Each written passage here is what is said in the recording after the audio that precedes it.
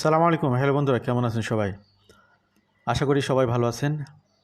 অনেকেই স্বপ্ন দেখছেন পার্মানেন্ট রেসিডেন্টে কনভার্ট হওয়ার, বিশেষ করে ইনসাইড কানাডা থেকে কানাডিয়ান এক্সপিরিয়েন্স ক্লাসে যারা পার্মানেন্ট রেসিডেন্টে কনভার্ট হতে যাচ্ছেন।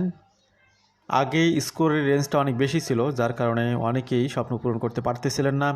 প্রোফাইলগুলো আপনাদের করা হয়েছে অনেক আগে থেকেই, কিন্তু বারবার এই প্রোফাইলগুলো ফেল করতেছিল। রিসেন্টলি কানাডিয়ান এক্সপিরিয়েন্স ক্লাসে আপনার স্কোরটা আগের তুলনায় অনেক ডাউন হয়েছে, এর ফলে অনেকেই এখানে সুযোগ পাচ্ছেন। তো কোন ক্যাটাগরির ব্যক্তিরা এখানে পার্মানেন্ট রেসিডেন্ট হওয়ার সুযোগ পাচ্ছেন, ইনভাইটেশন পাচ্ছেন, সেগুলো নিয়ে আমরা ফিকশনাল 4টি এক্সাম্পল আজকে তুলে ধরবো। Example is better than advice. তো এই জন্যে আপনাদেরকে 4টি ফিকশনাল এক্সাম্পল দেওয়ার মাধ্যমে আপনারা বুঝতে পারবেন যারা কানাডাতে পার্মানেন্ট রেসিডেন্ট হতে যাচ্ছেন, আপনাদের অবস্থাটা নিজেই সেলফ অ্যাসেসমেন্ট করতে পারবেন এবং সেই সাথে বুঝতে পারবেন যে আপনিও সুযোগ পাবেন কিনা বা আপনার পক্ষেও পসিবল হবে কিনা পিআরে কনভার্ট হওয়ার। তো এই 4টি হাইপোথেটিক্যাল কেস আপনাদের সামনে আমরা তুলে ধরবো সংক্ষিপ্ত সময়ের মধ্যেই। 4 kinds of candidates who are now eligible for CEC invitations after falling cut-off scores. তো যে একটু আগে বললাম যে কাট অফ স্কোর কিন্তু আগের তুলনায় কমে গেছে, সে কারণে অনেকেই সুযোগগুলো পাচ্ছেন। তো আগে যেমনটি ঘটতো 2025 সালে আমরা দেখেছি 533 থেকে 534 এখানে আপনার মিনিমাম স্কোর ছিল কানাডিয়ান এক্সপিরিয়েন্স ক্লাসে। সেগুলো সিগনিফিকেন্টলি ড্রপ হচ্ছে 1 জানুয়ারি 2026-এ এটা 509 চলে আসে। এরপর বেশ কিছু ড্র হয়েছে যেগুলোতে স্কোরের রিকোয়ারমেন্টগুলো ছিল কম এবং সেগুলো আপনারা দেখতে পাচ্ছেন এখানে। 1 জানুয়ারিতে ছিল 509, 7 জানুয়ারি ছিল 511।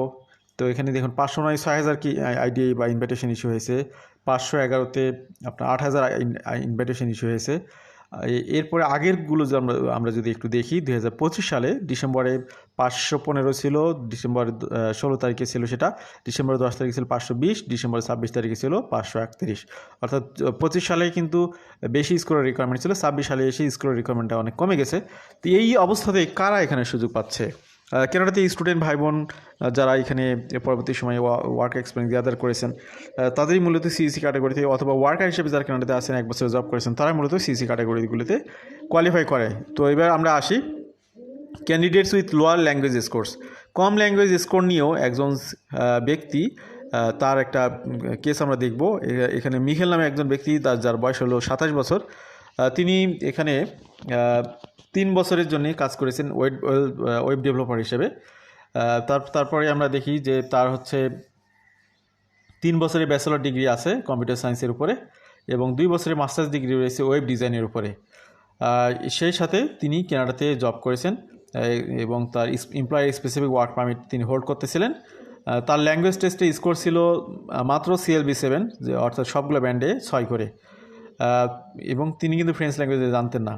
এবার দেখুন তার স্কোরগুলো কী রকম এসেছে। তার 27 বছর বয়স হওয়ার কারণে স্কোরে 110 পেয়েছেন, বয়সের পয়েন্টগুলো সব পেয়েছেন। এডুকেশন মাস্টার্স ডিগ্রি থাকার কারণে 135, ল্যাঙ্গুয়েজ টেস্টে CLB7 থাকার কারণে মাত্র 68, অনেক কম। কানাডাতে 4 বছরের এক্সপিরিয়েন্স কাউন্ট হয়েছে, সেখানে তিনি পেয়েছেন 72। তো এইগুলো সব মিলিয়ে এবার আমরা স্কিল ট্রান্সফারেবিলিটি ক্যাটাগরিতে তার যে আগের স্কোর দেখলেন একটু আগে, সেটার উপর বেস করে তাকে স্কিল ট্রান্সফারেবিলিটি ফ্যাক্টরে এডুকেশনের ক্ষেত্রে Canadian work experience plus post secondary education ডিগ্রির কারণে এখানে বোনাস পয়েন্ট পেয়েছেন 50। Skill transferability foreign work experience Canadian plus foreign work এক্সপিরিয়েন্সে পেয়েছেন 50। Additional factor post secondary education in Canada 2 year masters degree এখানে পেয়েছেন 15। Additional factor sibling in Canada এখানে পেয়েছেন 15। তো তার সিবলিং কানাডাতে আছে, এটা একটা ইস্যু। টোটাল স্কোর হলো তার 515। স্কোরের রিকোয়ারমেন্ট ছিল মাত্র 509, তো তিনি আইটিএ পেয়ে গেছেন। এই হলো অবস্থা। তো একটা এক্সাম্পল আপনারা পেয়ে গেলেন। এবার আমরা পরের এক্সাম্পলে আসি। আরেকজন ক্যান্ডিডেট যার হচ্ছে কোনো ফরেন ওয়ার্ক এক্সপিরিয়েন্স ছিল না, অর্থাৎ তিনি ধরেন বাংলাদেশ থেকে কানাডাতে গেছেন, বাংলাদেশ থেকে তিনি একদম ফ্রেশ স্টুডেন্ট হিসেবে কানাডাতে গেছেন। তার নাম হচ্ছে সায়রা, তার বয়স হলো 29 বছর বয়স এবং সে বাংলাদেশ, আমি জাস্ট এক্সাম্পল দিয়েছিলাম যে এটা অ্যাকচুয়াল ঘটনা হলো স্কটল্যান্ডের।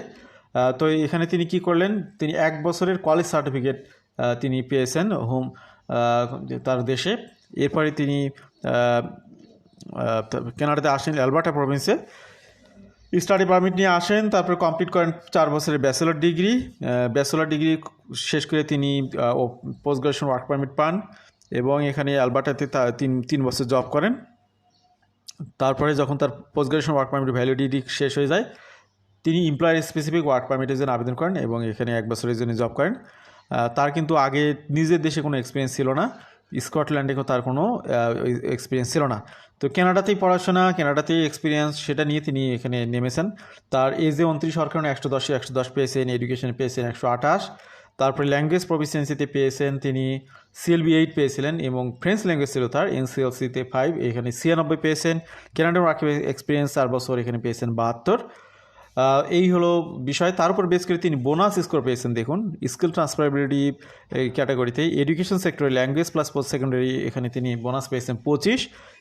Skill ট্রান্সফারেবিলিটি education Canadian work experience plus post secondary degree, এখানে পেয়েছেন 50। Additional factor post secondary education in Canada, এখানে পেয়েছেন 30। টোটাল স্কোর হলো 511। আর এখানে আপনার লাস্ট একটা ড্র ছিল যেখানে 511ই প্রয়োজন ছিল, এই কারণে তিনিও ইনভাইটেশন পেলেন। তো এই হলো একটা গল্প যে তিনি তার দেশে কোনো জব এক্সপিরিয়েন্স ছিল না, কিন্তু কানাডা এসে তিনি ইংলিশ ল্যাঙ্গুয়েজ ফ্রেঞ্চ ল্যাঙ্গুয়েজ দুটোই শিখেছেন, প্লাস এখানে তিনি 2টা ডিগ্রি গ্যাদার করেছেন। তার বেস করে তিনি এখানে পিআরের জন্য সুযোগ পেলেন। এবার আমরা 3 নম্বর এক্সাম্পলে আসি, candidate with only 1 year of Canadian work experience. তো 32 বছর একজন ব্যক্তি, 32 বছর বয়সী অর্জুন, তিনি এক্সিকিউটিভ অ্যাসিস্ট্যান্ট প্রফেসর হিসেবে এখানে ইন্ডিয়াতে বসবাস করতেছিলেন। তারপরে তিনি কানাডাতে আসেন। কানাডাতে আসার আগে তিনি আগের রোলে অর্থাৎ এক্সিকিউটিভ অ্যাসিস্ট্যান্ট হিসেবে 3 বছর জব করেন। তিনি হাইলি এডুকেটেড একজন ব্যক্তি, তার ব্যাচেলর ডিগ্রি রয়েছে, মাস্টার্স ডিগ্রি আছে এবং PhD রয়েছে বিজনেস অ্যাডমিনিস্ট্রেশনে। তো তিনি জব পাওয়ার জন্য অনেক চেষ্টা করতেছিলেন ইমিগ্রেশন টু কানাডাতে।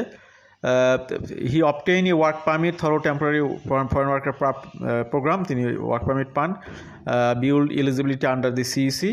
হি has been working in Canada for 1 year as an executive assistant. তো তারপরে তার his English language skills are highly advanced, CLB 11, and his French language skills are at an NCLC 6. তো দেখুন, তার CLB 11 পেয়েছেন, বিশাল ব্যাপার। তো এজের পয়েন্ট তার কমে গেছে 32 বছর হওয়ার কারণে তিনি পেয়েছেন 94, এডুকেশনে তিনি পেয়েছেন 150 সর্বাধিক। তারপরে ল্যাঙ্গুয়েজ প্রফিসিয়েন্সি তিনি পেয়েছেন হচ্ছে 140, CLB 11 plus NCLC 6। Canadian work experience মাত্র 1 বছর, সেখানে পেয়েছেন তিনি 40। Skill ট্রান্সফারেবিলিটি education language plus post secondary ক্যাটাগরিতে এখানে পেয়েছেন bonus 50। Skill transferability foreign work experience language plus foreign work experience, এখানে পেয়েছেন 50। টোটাল স্কোর হলো 524। এটার উপর বেস করে তিনি এখানে পিআরের জন্য ইনভাইটেশন পেয়েছেন। এবার আমরা লাস্ট এক্সাম্পলে আসি, example 4, candidate with 1 year college certificate. তো এখানে দেখতে পাচ্ছেন মালয়ার নামে একজন ব্যক্তি, তিনি ম্যারিড, 30 বছর বয়স্ক, তিনি এসেছেন ফিলিপাইন থেকে। 3 বছরের ফুড সার্ভিস এক্সপিরিয়েন্স নিয়ে তিনি কানাডাতে আসেন। এরপরে কি হলো, তিনি কানাডাতে স্টাডি পারমিট নিয়ে কমপ্লিট করেন 1 বছরের ফুড অ্যান্ড বেভারেজ ম্যানেজমেন্টের উপর সার্টিফিকেট প্রোগ্রাম। তার বয়স হচ্ছে 33 বছর, তার হাজব্যান্ডের আছে তার সাথে, তার হাজব্যান্ডের বয়স 33 বছর। তার নাম হলো লুইস। তিনিও কানাডাতে আসেন ক্লোজ ওয়ার্ক পারমিটে বা ক্লোজ ওয়ার্ক পারমিট পান। তারপরে তিনি 2 বছরের ডিপ্লোমা করেন, তার দেশেই করেছিলেন, করেই তিনি এসেছেন ওয়াইফের সাথে। After গ্রাজুয়েটিং he got an employer specific work permit and work as a restaurant manager for 3 years. তো তিনি ওয়াইফের সাথে কানাডাতে আসার পরে তিনি এখানে কাজ করেছেন, রেস্টুরেন্ট ম্যানেজার হিসেবে জব পেয়েছিলেন। তারপরে তার কিন্তু ইংলিশ লেভেলটা অনেক ভালো, CLB 11 এবং NCLC 5। তো এখানে দেখুন তাদের স্কোরটা কীভাবে সাজানো হয়েছে। এজের কারণে 30 বছর বয়স, 95 পেয়েছেন। এডুকেশনে 1 ইয়ার সার্টিফিকেটের কারণে পেয়েছেন 84। তারপরে ল্যাঙ্গুয়েজ প্রফিসিয়েন্সিতে তিনি পেয়েছেন হচ্ছে 132। কানাডিয়ান ওয়ার্ক এক্সপিরিয়েন্সে পেয়েছেন 3 বছরের ওয়ার্ক এক্সপিরিয়েন্সে করে 56। স্পাউস এডুকেশনের কারণে 2 ইয়ার ডিপ্লোমা এখানে পেয়েছেন 7। স্পাউস ল্যাঙ্গুয়েজ CLB 7, এখানে সেটার জন্য 12। স্পাউস কানাডিয়ান ওয়ার্ক এক্সপিরিয়েন্স 4 বছর, এখানে 9। স্কিল ট্রান্সফারেবিলিটি এডুকেশন CLB 11 1 ইয়ার certificate 25। Skill ট্রান্সফারেবিলিটি education Canadian work experience plus post secondary degree, এখানে পেয়েছেন 25। Skill transferability, foreign work experience, language plus foreign work experience এখানে পেয়েছেন 50। Additional factor post secondary education in Canada 1 year credential এখানে পেয়েছেন 15। এইভাবে তাদের score আসে 510। বছরের শুরুতে বলেছিলাম যে 509-তেও কিন্তু অনেকে সুযোগ পেয়েছেন এবং তিনিও সেই ক্যাটাগরিতে সুযোগ পেয়েছেন। এভাবে মূলত তারা এখানে সুযোগ পেয়েছেন। তো আজকে আমরা 4টি এক্সাম্পল তুলে ধরলাম যে কানাডাতে পড়াশোনা করতে এসে সার্টিফিকেট প্রোগ্রাম হোক, মাস্টার্স প্রোগ্রাম হোক, ডিপ্লোমা প্রোগ্রাম হোক, বিভিন্ন প্রোগ্রামে এসে যারা কোয়ালিফাই করেছেন তাদের সবার না হলে অনেকেরই ম্যাক্সিমামের কিন্তু ল্যাঙ্গুয়েজ লেভেলটা অনেক ভালো। আবার যাদের ল্যাঙ্গুয়েজ কম তাদের আবার বয়সের পয়েন্টগুলো অনেক বেশি পেয়েছে বা অন্য সেক্টরগুলো ভালো আছে। এই সব কিছু মিলে কিন্তু তারা সুযোগগুলো পাচ্ছেন। তো আজকের আলোচনা থেকে অনেকেই অনেক কিছু শিখতে পারবেন, এটা আমরা বিশ্বাস করি। আমাদের সাথে থাকার জন্য আবার ধন্যবাদ। আল্লাহ হাফিজ, ভালো থাকবেন সবাই। আসসালামু আলাইকুম।